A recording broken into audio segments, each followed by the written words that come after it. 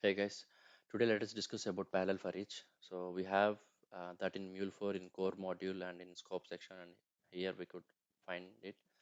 Okay, so I just put a simple logger. Okay, so with the payload here. Now let me drag this to the canvas. Okay, parallel for each, right? So here we have multiple options. Okay, so collection is something you could see my for each video where I have explained about collection option. Okay, and timeout is something like this is applicable for each and every route actually. So by default, they said it is like there is no timeout, right? Yeah. So max concurrency is something. So they said that this value determines the maximum level of parallelism, something like that. So this is all about threading actually, and when you set it as a default like empty, this mule decides the thread allocation for this parallel for each processing. Okay, and this target is something you can save the response from this parallel for each after processing all the routes. I mean, after it process all the threads. Okay, so that you can save it within a variable and you can use it. So obviously the response of I mean the here this payload will be something like array or collection, something like that, right? Because it is processing something in on multiple threads, and obviously when you get it back, so it will be a combination of different values, right? So it's a collection, that's it, or an array. Okay, now what happened? Yeah, this is nothing is inside this, right? So that's why it is failing. Now let me simply put a logger here. Okay, so that means here we are printing the initial payload, and here after the split we are printing that each and every splitted thing component. Okay, now let me again put it as a payload only. Okay, save this, so it will get deployed. Yeah, it got deployed. Now if I take this,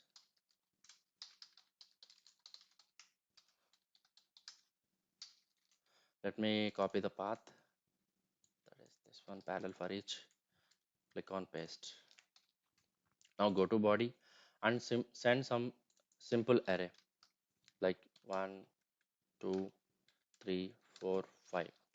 Okay, and let's send this in JSON format because then only it considers it as an array. Okay, now go to console. I'm clearing the console. Click on send.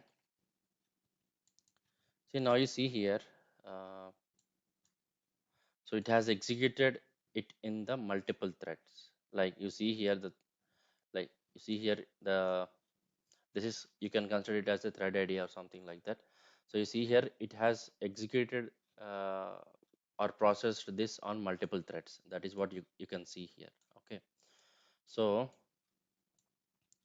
this all depends upon the availability of the resources. Okay, now you see, we could see this is the original payload what we have passed, and you could see it has split that into 5 different payloads, and uh, so this parallel for each got executed five times. Okay, now because how it understood, because this is an array, right? So it accepts array or something like that. Okay, now clear this. Now for example, so what about variables here? So it is splitting the input file and it is processing accordingly, right? So for example, if we talk about variables, so let me take set variable outside this parallel for each or before the for each. So let me set it as counter. Okay, okay, let me explain you this thing. So before I go into the variables, let me show you how it it propagates the output from this particular parallel for each after its own processing. Okay, so let me configure the value as payload once again. So now you'll see, yeah. It is still starting.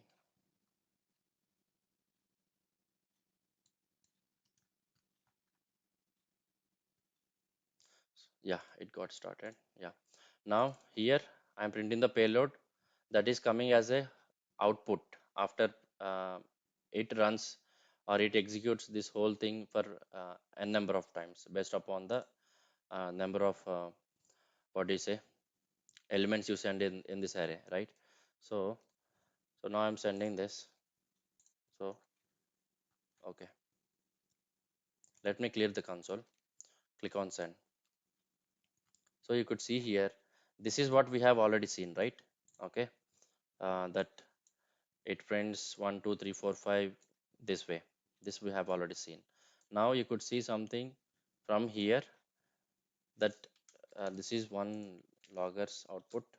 So let me remove this. Now you see here it has printed some information like payload and attributes, etc. Right?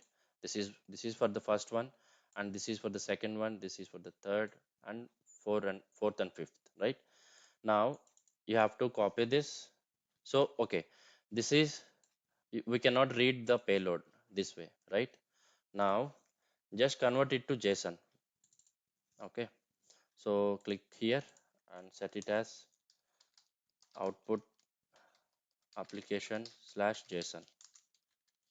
Okay, so then this whole thing will be converted as a key value pair information within an array as objects. Okay, so let's uh, let this application get deployed. Okay, let me save this. Yeah, it is taking time because we have multiple configuration files here. Okay, multiple mule configuration files. Sorry.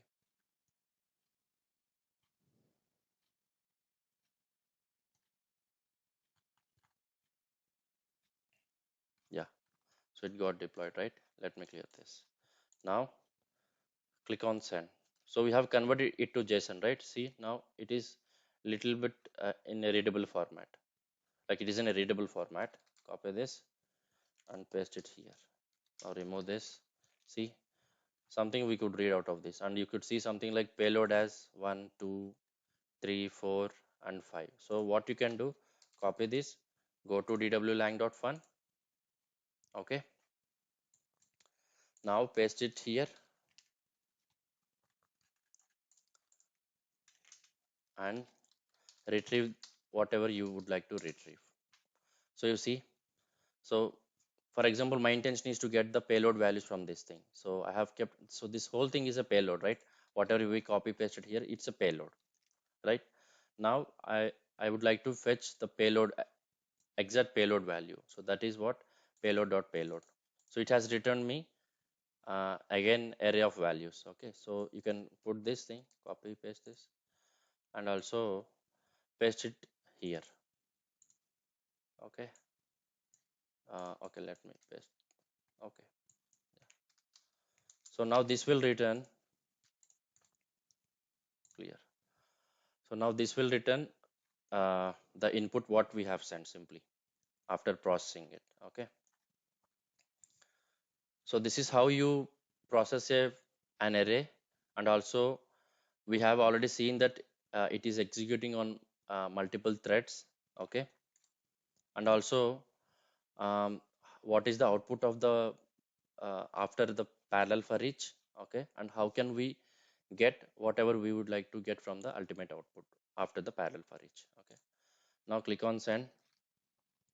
See, now this is the input, and this is after it takes the input one by one because it is an array, and after that whatever we wanted to uh, print in the console, that is for that we have written a data view script, simple one. Okay, and we could see something like this, right? So this is how uh, like it gives the collection of objects or collection of successfully processed entities. Okay, so this is all about processing of a payload by using parallel for each. Okay, now What about the scope of variables? So if I take one variable here, okay, so I'll put the name as counter and it is 1. Now for example, if I print the same thing here, it will work obviously. Okay, so uh, yeah, let me print it. Okay, vars dot counter. Now let me remove this. Let me remove this thing. Okay, I'm this time I'm not printing the payload. I'm only printing the variable. Okay, so I took a variable. The variable name is counter and the value is 1 here, and I'm printing the same thing by using vars dot counter and enabling the expression mode. Now, for example, um, I'll put one more variable, and what I'll do, I'll update the same thing. Like I'll take the variable name as counter, and what I'll do, put vars dot counter plus 1, for example. So just ignore what it has shown, like vars dot counter as string. Just ignore it when it acquires the data type in the runtime. Okay, so that's why this will result into success. So vars dot counter is what I have kept. Now, um, yes. So now it prints. So our expectation is that here it is 1 and it prints 1 here, and also here it prints 2 for each and every iteration of the parallel for each, right? Now what happens? Okay, so yes, so you remember like in, okay, you remember like in for each, when you take a variable before the for each, okay, and you increment it inside the for each, so it will be available for the next iteration of the for each, right? That's what we have discussed in the for each video module. Okay, now that won't be the case when you deal with the parallel for each. Okay, so every time this variable will be copied to this parallel for each, because it runs in multiple threads, right? And also it has to execute in a in parallel manner, right? So that's why this will be copied to all the threads, all the thread executions, and though you do some changes to this variable in one thread, it will not be available for the other thread. Yeah, that is how it should be, right? Yeah. So let us see how it works here. So I have created a variable like counter here, okay, and also I'm updating this here, and let us see if you will be able to get this variable. Okay, how it shows after this thing. And also you know that even you do changes to this variable within a parallel for each, it will not be available to, outside the parallel for each. Okay, only we'll be getting set of payloads. Okay, so let me print that here. So vars dot counter. Okay, now so let me also print this thing inside the for each, parallel for each, sorry. So vars dot counter. So I have updated that and I'm printing that counter here. Now let us see how it shows. So let me remove this. Now our agenda is to only see the behavior of the variable in parallel for each. Okay, before processing the payload and after processing the payload. Okay, so yeah, yeah, it got deployed. Now go here. So this is like an array of 5 elements. Click on send. Okay, now you see here. Um, okay, so yes, so here we are setting the variable as 1. Okay, and you are not able to see properly here, right? Because it executes in a in parallel, right? So we cannot see that properly, like 1 2 1 2 1 2, this way we cannot see. Okay, because this whole thing executes in parallel without any relationship with the other thread. Or okay, so that's why we cannot see this. But you see here. Okay, let me put a logger here so that we'll understand. So uh, outside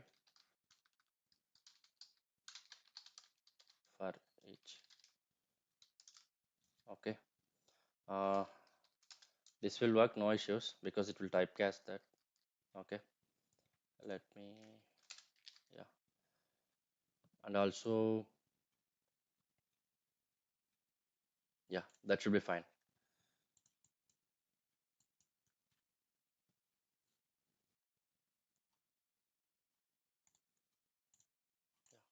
Now click on send.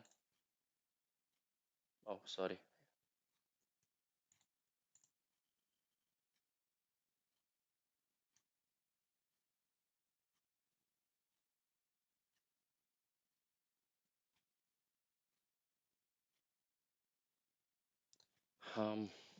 Yeah, it got deployed now. Click on send. Now you see here, outside parallel for each, still the variable value is 1.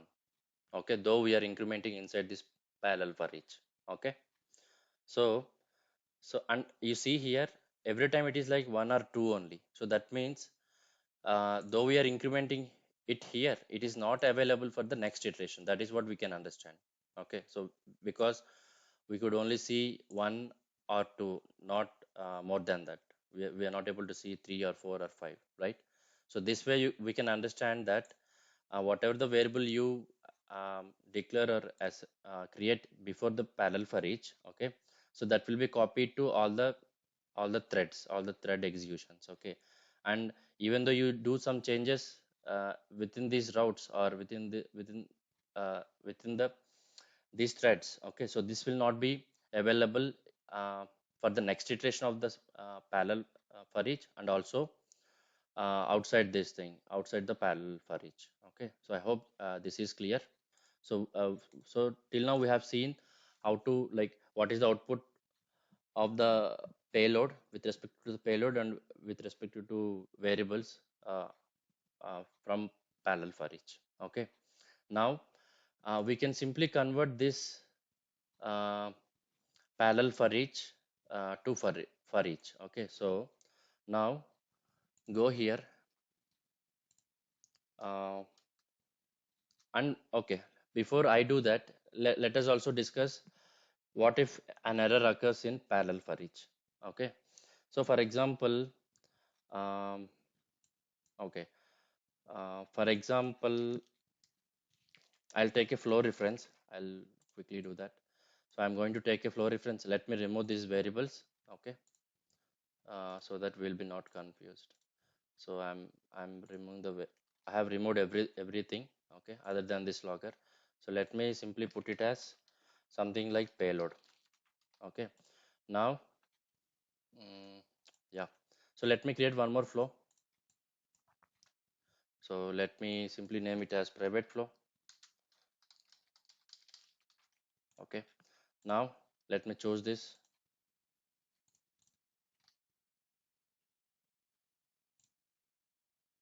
Okay, it's better I'll put one more name, I think, because uh, yeah, private flow,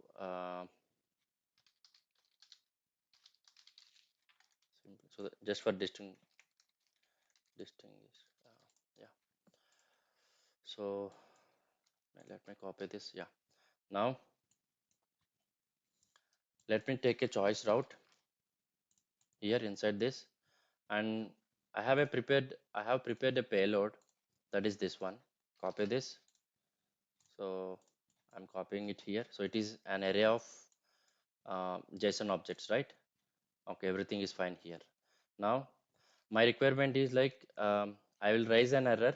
Okay, yeah, if the city value is other than Bangalore, and only will format that will fetch the uh, will fetch the profession, for example, or maybe I'll put some set payload. Okay, set payload. So let me put it as something like uh, city is Bangalore. Okay, and also the condition is, if you see here, so copy this, go to this, copy paste. Now, so payload dot, okay, sorry, payload dot city, right? So what happens when we send this as an input to that, it splits this thing, right? So this should work there. Okay, So this is what I'm copying. Okay, now enable the expression mode, put it as Bangalore. Okay, and you have to send this way only. Yeah, and I'll raise the error when it is not Bangalore. Okay, so let me put it as something like custom space colon error. Now that means we are intentionally raising the error whenever the city is not equal to Bangalore. Okay, now this will be propagated here. So let me do one thing. Okay, so I'll put a logger here, or else yeah, I'll put a logger here. So, and also, yeah, that is fine. Yes, so I have put a logger here, and I'm printing the payload. Okay, so whenever it is success, we'll see like city is Bangalore. Okay, and whenever it is failed, we'll see the error message. Okay, so let this get deployed, and also we'll see the final payload. Okay, so it got deployed. Clear. Now click on this. So here it is like the city is like city is Hyderabad, city is Bangalore, and city is Chennai. And also I have simply put proficient. Okay, now click on send. Now let us see what happens. Okay,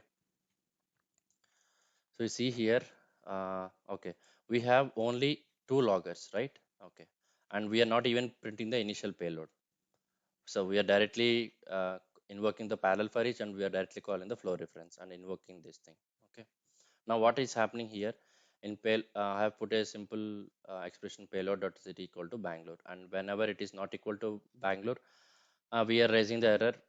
It's a custom error. So this is what happens, and so we'll see this thing.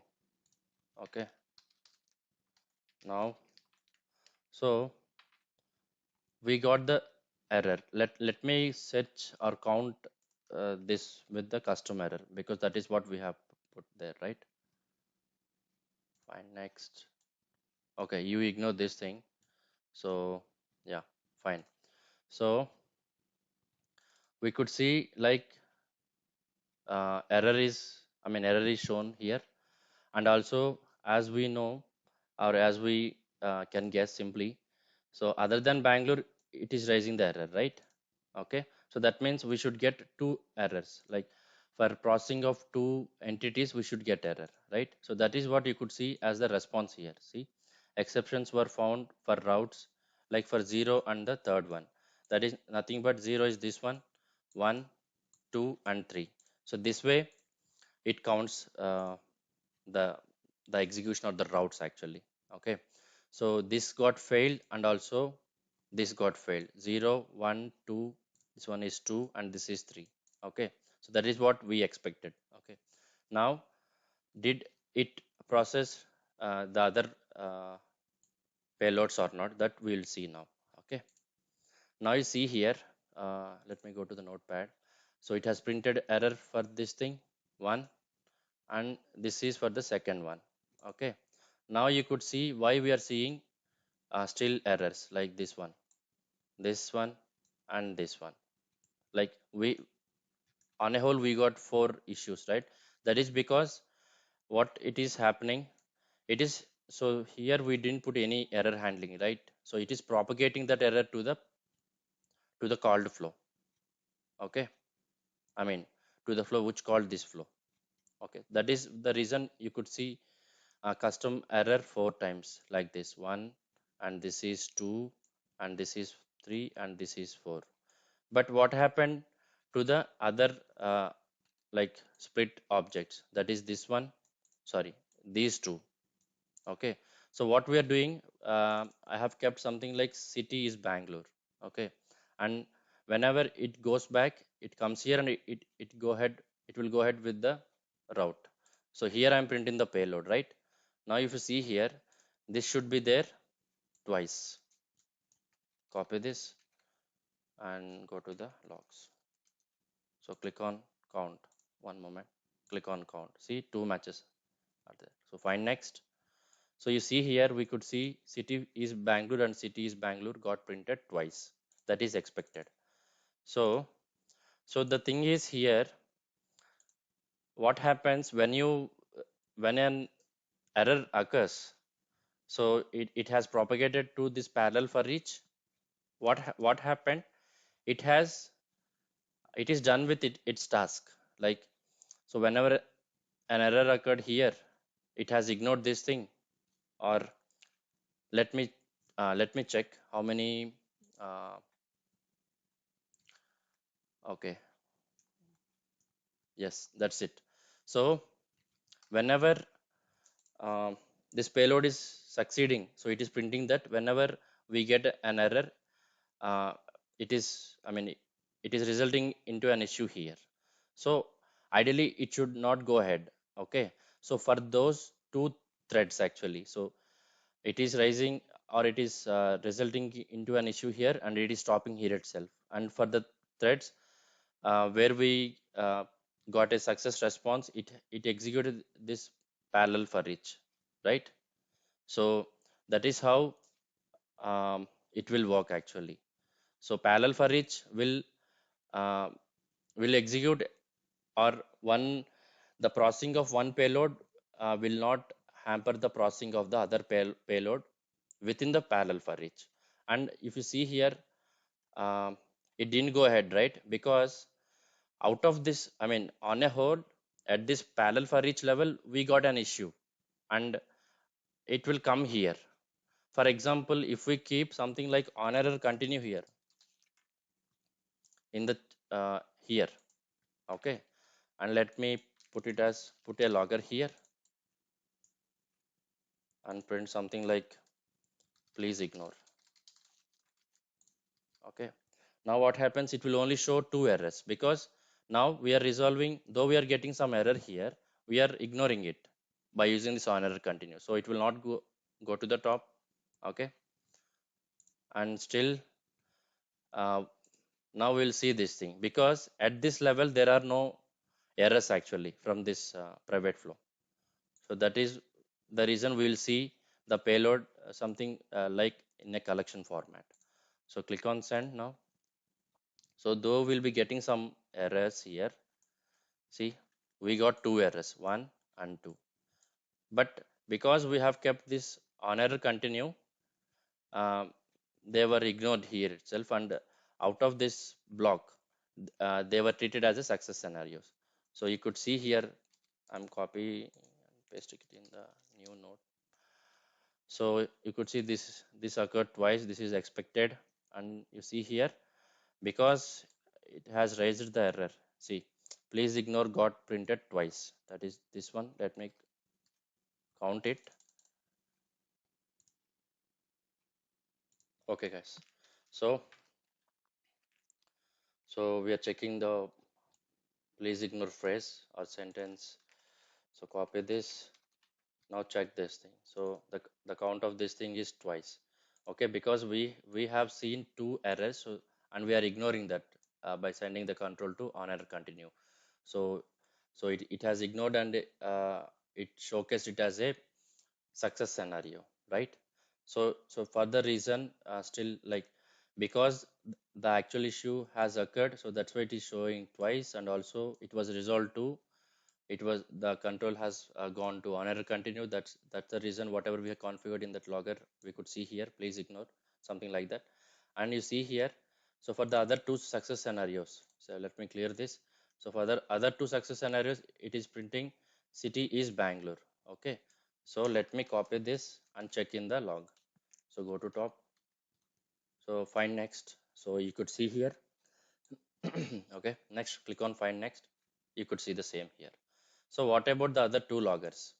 So as they are ignored here, so though when you are processing it actually, they were ignored in the child flow or something like that. Okay, so but I mean, we have, they have resulted into an issues, but they were ignored. So what happens, whatever the payload is there for that particular thread execution here, so that will be treated as a payload.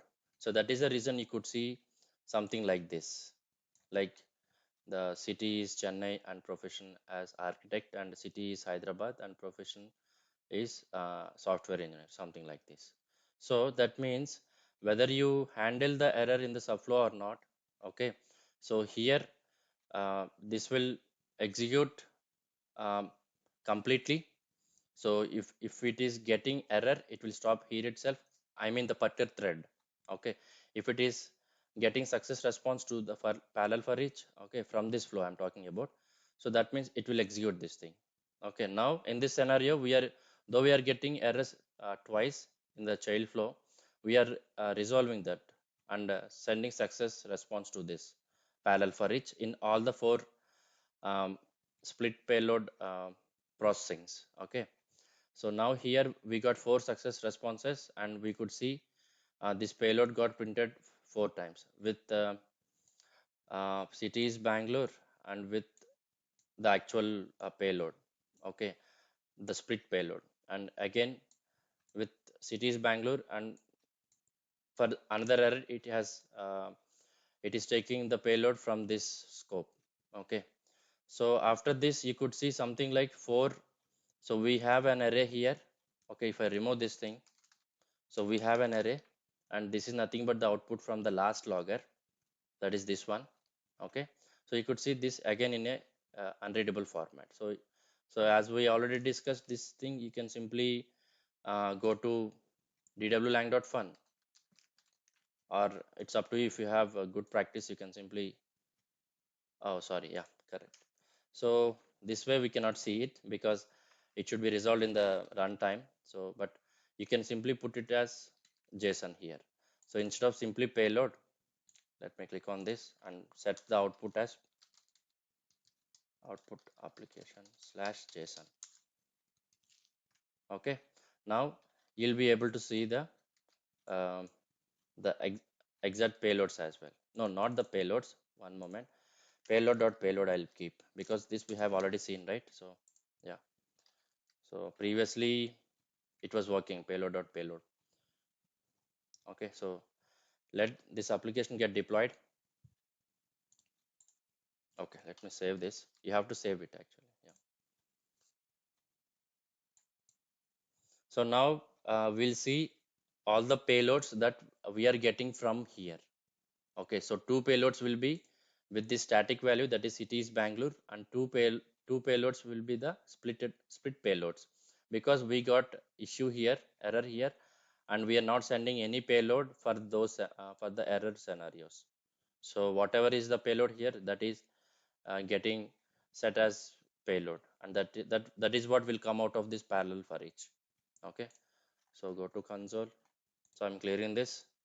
Now click on send once again. Okay, so okay, this is expected, errors will come. Okay, and they'll be resolved with please ignore. Okay, and also cities Bangalore got printed twice, that we have already explored all these things we have seen. Now you see at the last, this is the payload value after converting it to JSON. So let me put it in new notepad, new notepad, something like that. And you see here, this is the this is one payload. This is for the success scenario when it is Bangalore in the initial payload, and this is the fourth one. These two are failed actually, but we are sending the success response to the parent flow. That is the reason it is taking the payload that is there in that scope. So that is the split payload, and that is what we are seeing in the last logger. Okay, so this is how the I mean the error handling, I mean uh, works in the parallel for each. So though one thread is resulting into an issue, it should not hamper the execution of the other thread or the processing of the other thread. That is why it was built to overcome the issue that is there in the for each scope. So for each, when you get some issue, it will result into an issue, right? Unless until you use triscope. Okay, so for that you have to use triscope, okay, in order to resolve the issue. But here um, it is like independent actually. Okay, and we could see there in for each, it is like will be not getting the modified payload within. So if you modify something in the for each, it will not come outside. So whatever is there before the before the for each, that is what will come here. I'm talking about the payload. Okay, but this is not the case here. We'll be getting the processed payloads. Okay, and one more point we have to remember here is, so this is, I mean, we are having multi-threading concept here, right? So though you are sending the payload in this sequence, okay, like this sequence, so it can process any payload, okay, like so it's like it may process this one first, and it may process this first or second, something like that. The order can could be anything, okay. But what is the point here is, it will preserve the sequence how you processed it when it is giving the output. That is the catch here. Okay, so you see here we got city as Hyderabad, and these two are for Bangalore and the last one is for the Chennai thing. Okay, so this is how parallel for each works. And also one simple and final thing is that here we have parallel for each, right? Okay, so if you would like to simply convert it to for each, of course, it all depends upon your requirement. So if you want to convert it to for each, so in that case you can simply type it as for each here. And also corresponding ending time, where was that? Parallel for each. Okay, let me revert it this way. So parallel for each is here, and let me copy this. Yeah, here itself we have, sorry for that, for each. And so now I am converting parallel for each to for each by just changing within the XML. Okay, now you see here, though the name is parallel for each here, you could see the configuration of for each. Okay, so you just have to change the name, that's it. So when you change in the XML, the corresponding configuration also will be changed automatically. So now we could see for each configuration here, not the parallel for each, right? So this is how you can simply change or switch from parallel for each to for each, or for each to parallel for each. But you have to think, I mean, you have to be mindful of the impact of that. Okay, so that's it from my end today. So we have covered for each and parallel for each and the differences between them. Okay, so I hope you like it and you got something out of this. Thank you very much for listening to my video. Thank you.